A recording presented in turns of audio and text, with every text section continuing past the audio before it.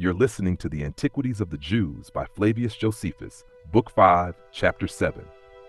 In this chapter, the turbulent years following Gideon unfold as Abimelech rises in violence, cities fall in judgment, and new judges emerge to lead Israel through conflict and unrest. Stay with us as we continue through Book 5. Be sure to follow and subscribe so you don't miss the next chapter in this powerful series. Chapter 7. That the judges who succeeded Gideon made war with the adjoining nations for a long time. 1. Now Gideon had 70 sons that were legitimate, for he had many wives, but he had also one that was spurious by his concubine Druma, whose name was Abimelech, who after his father's death retired to Shechem to his mother's relations, for they were of that place. And when he had got money of such of them as were eminent for many instances of injustice, he came with them to his father's house, and slew all his brethren, except Jotham, for he had the good fortune to escape and be preserved. But Abimelech made the government tyrannical, and constituted himself a lord to do what he pleased, instead of obeying the laws, and he acted most rigidly against those that were the patrons of justice. 2.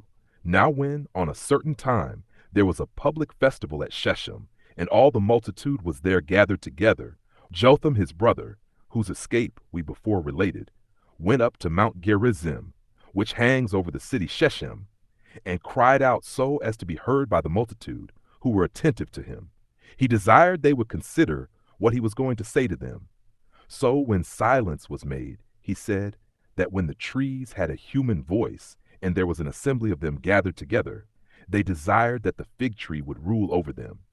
But when that tree refused so to do, because it was contented to enjoy that honor, which belonged peculiarly to the fruit it bare, and not that which should be derived to it from abroad, the trees did not leave off their intentions to have a ruler, so they thought proper to make the offer of that honor to the vine. But when the vine was chosen, it made use of the same words which the fig tree had used before, and excused itself from accepting the government. And when the olive tree had done the same, the briar, whom the trees had desired to take the kingdom, it is a sort of wood good for firing, it promised to take the government, and to be zealous in the exercise of it, but that then they must sit down under its shadow, and if they should plot against it to destroy it, the principle of fire that was in it should destroy them. He told them that what he had said was no laughing matter, for that when they had experienced many blessings from Gideon, they overlooked Abimelech, when he overruled all, and had joined with him in slaying his brethren, and that he was no better than a fire himself. So when he had said this, he went away, and lived privately in the mountains for 3 years, out of fear of Abimelech. 3. A little while after this festival, the Shechemites, who had now repented themselves of having slain the sons of Gideon, drove Abimelech away, both from their city and their tribe, whereupon he contrived how he might distress their city. Now at the season of vintage, the people were afraid to go out and gather their fruits, for fear Abimelech should do them some mischief. Now it happened that there had come to them a man of authority, one Gal, that sojourned with them, having his armed men and his kinsmen with him. So the Shechemites desired that he would allow them a guard during their vintage, whereupon he accepted of their desires, and so the people went out, and Gal with them at the head of his soldiery.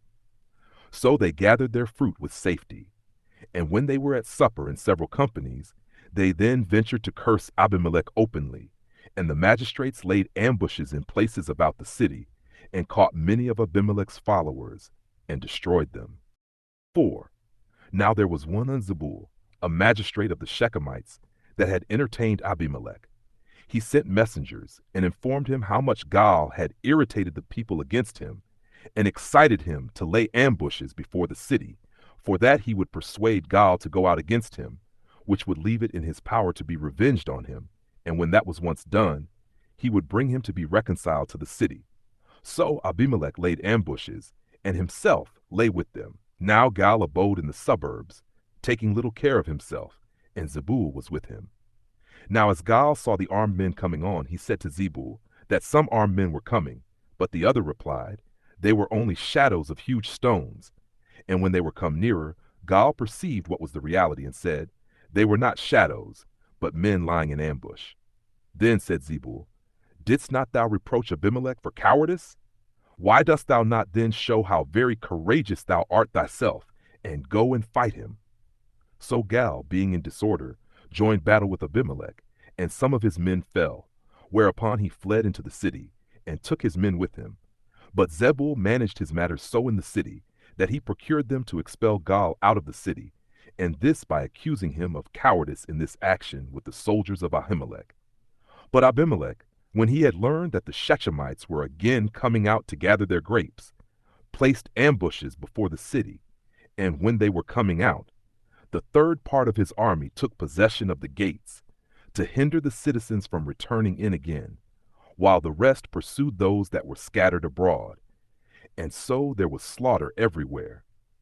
And when he had overthrown the city to the very foundations, for it was not able to bear a siege, and had sown its ruins with salt, he proceeded on with his army till all the Shechemites were slain. As for those that were scattered about the country, and so escaped the danger, they were gathered together unto a certain strong rock, and settled themselves upon it, and prepared to build a wall about it. And when Abimelech knew their intentions, he prevented them, and came upon them with his forces, and laid faggots of dry wood round the place, he himself bringing some of them, and by his example encouraging the soldiers to do the same. And when the rock was encompassed round about with these faggots, they set them on fire, and threw in whatsoever by nature caught fire the most easily. So a mighty flame was raised, and nobody could fly away from the rock, but every man perished, with their wives and children, in all about 1,500 men, and the rest were a great number also. And such was the calamity which fell upon the Shechemites, and men's grief on their account had been greater than it was, had they not brought so much mischief on a person who had so well deserved of them, and had they not themselves esteemed this as a punishment for the same. 5. Now Abimelech, when he had affrighted the Israelites with the miseries he had brought upon the Shechemites, seemed openly to affect greater authority than he now had, and appeared to set no bounds to his violence, unless it were with the destruction of all. Accordingly he marched to Thebes, and took the city on the sudden, and there being a great tower therein, whereunto the whole multitude fled, he made preparation to besiege it. Now as he was rushing with violence near the gates, a woman threw a piece of a millstone upon his head, upon which Abimelech fell down, and desired his armor-bearer to kill him, lest his death should be thought to be the work of a woman, who did what he was bid to do. So he underwent this death as a punishment for the wickedness he had perpetrated against his brethren, and his insolent barbarity to the Shechemites. Now the calamity that happened to those Shechemites was according to the prediction of Jotham. However, the army that was with Abimelech upon his fall was scattered abroad, and went to their own homes. 6. Now it was that Jair the Gileadite, 16, of the tribe of Manasseh, took the government. He was a man happy in other respects also, but particularly in his children, who were of a good character. They were 30 in number, and very skillful in riding on horses, and were entrusted with the government of the cities of Gilead. He kept the government 22 years, and died an old man, and he was buried in Cammon, a city of Gilead. 7. And now all the affairs of the Hebrews were managed uncertainly, and tended to disorder, and to the contempt of God and of the laws. So the Ammonites and Philistines had them in contempt, and laid waste the country with a great army. And when they had taken all Perea, they were so insolent as to attempt to gain the possession of all the rest. But the Hebrews, being now amended by the calamities they had undergone, betook themselves to supplications to God, and brought sacrifices to him, beseeching him not to be too severe upon them, but to be moved by their prayers to leave off his anger against them. So God became more merciful to them, and was ready to assist them. 8. When the Ammonites had made an expedition into the land of Gilead, the inhabitants of the country met them at a certain mountain, but wanted a commander. Now there was one whose name was Jephtha, who, both on account of his father's virtue, and on account of that army which he maintained at his own expenses, was a potent man. The Israelites therefore sent to him, and entreated him to come to their assistance, and promised him the dominion over them all his lifetime. But he did not admit of their entreaty, and accused them that they did not come to his assistance when he was unjustly treated, and this in an open manner by his brethren, for they cast him off, as not having the same mother with the rest, but born of a strange mother, that was introduced among them by his father's fondness, and this they did out of a contempt of his inability to vindicate himself. So he dwelt in the country of Gilead, as it is called, and received all that came to him, let them come from what place soever, and paid them wages. However, when they pressed him to accept the dominion, and swear they would grant him the government over them all his life, he led them to the war.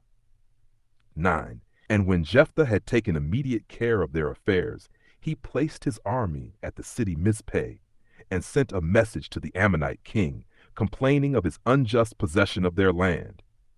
But that king sent a contrary message, and complained of the exodus of the Israelites out of Egypt, and desired him to go out of the land of the Amorites, and yield it up to him, as at first his paternal inheritance.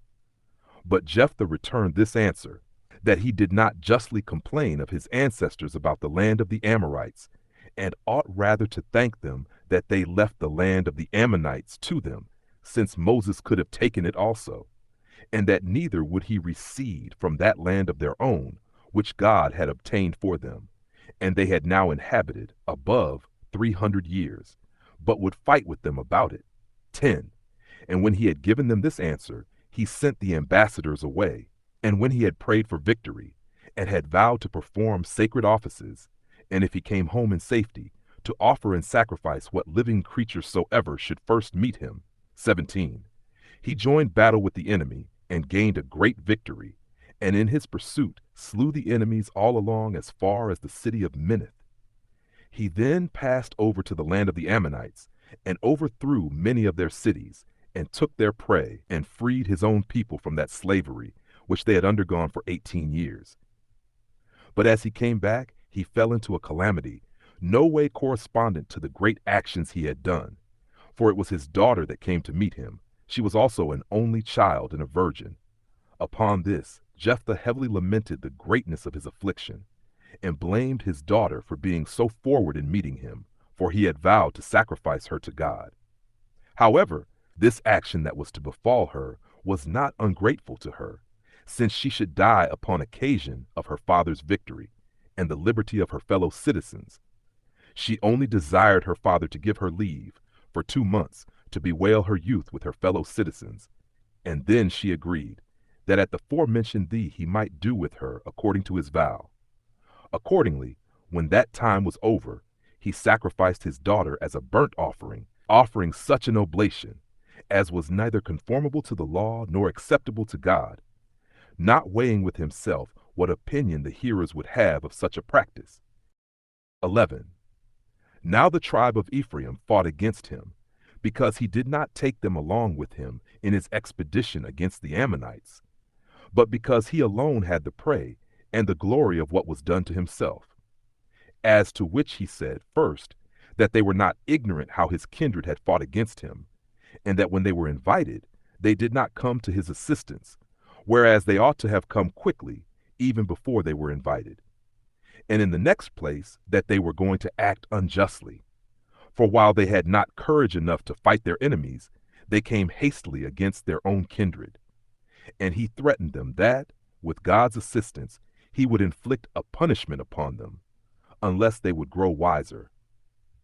But when he could not persuade them, he fought with them with those forces which he sent for out of Gilead, and he made a great slaughter among them. And when they were beaten, he pursued them, and seized on the passages of Jordan by a part of his army which he had sent before, and slew about 42,000 of them. 12. So when Jephtha had ruled 6 years, he died, and was buried in his own country, Cb, which is a place in the land of Gilead. 13. Now when Jephtha was dead, Ibzan took the government, being of the tribe of Judah, and of the city of Bethlehem. He had 60 children, 30 of them sons, and the rest daughters, all whom he left alive behind him, giving the daughters in marriage to husbands, and taking wives for his sons. He did nothing in the 7 years of his administration that was worth recording or deserved a memorial. So he died an old man, and was buried in his own country. 14. When Ibzan was dead after this manner, neither did Helon, who succeeded him in the government and kept it 10 years, do anything remarkable. He was of the tribe of Zebulun. 15. Abdon also, the son of Helel, of the tribe of Ephraim, and born at the city Pirathon, was ordained their supreme governor after Helon. He is only recorded to have been happy in his children, for the public affairs were then so peaceable and in such security that neither did he perform any glorious action. He had 40 sons, and by them left 30 grandchildren, and he marched in state with these 70, who were all very skillful in riding horses, and he left them all alive after him. He died an old man, and obtained a magnificent burial in Pirathon,